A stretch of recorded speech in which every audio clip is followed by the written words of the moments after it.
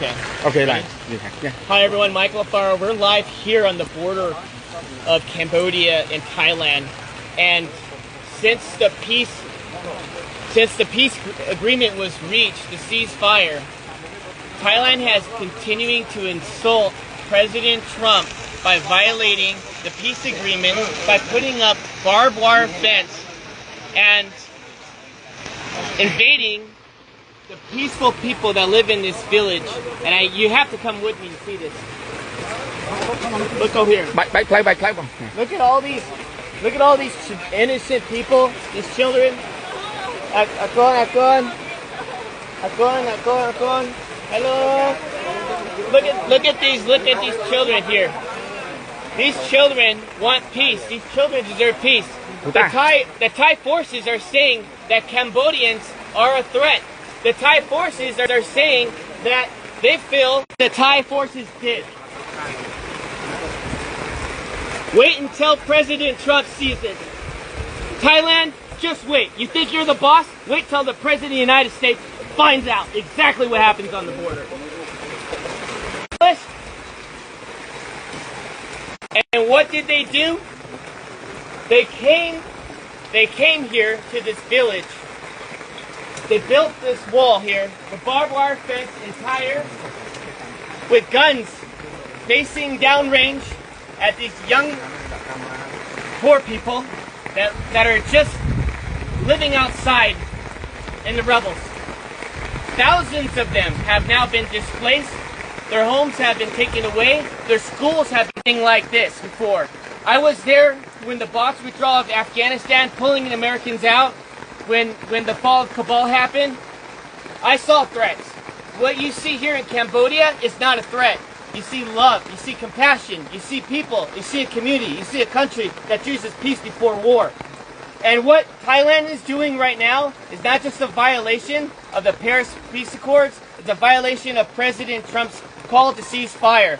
Since President Trump called ceasefire, the day after, Thailand invites Cambodian soldiers to come meet them at the border to shake hands and take a picture of them. What does the Thai forces do? They went and they kidnapped 20 Cambodian soldiers. And still today, on day 17, they have yet to release the 18. They only released 2 because one of them was completely disabled and the other one is. They are being very, very silent. And the media has been very unfair here.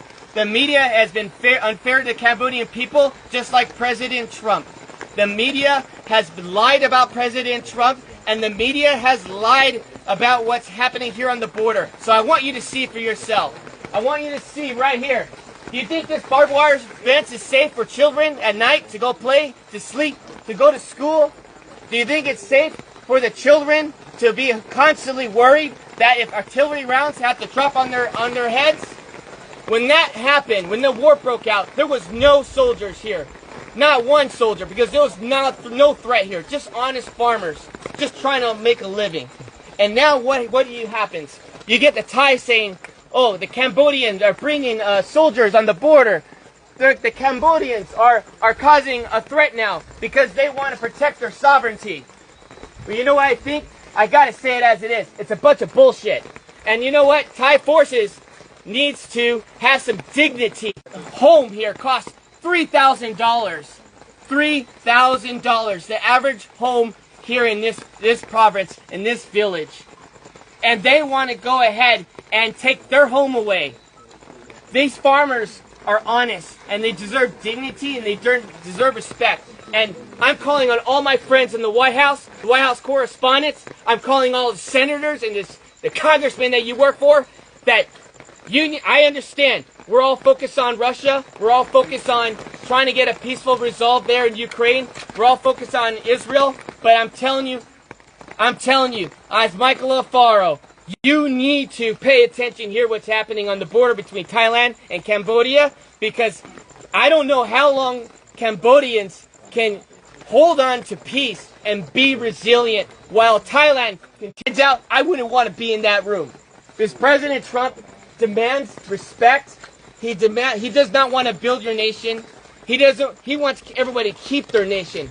He wants everyone to be free and peace and harmony and respect. And what Thai people are doing is not okay. And this general, he's drunk on power, and all he wants to do is pretend that he's the king of Thailand. And that is not okay, to kill innocent lives for his own political gain. And I'm going to call it as it is.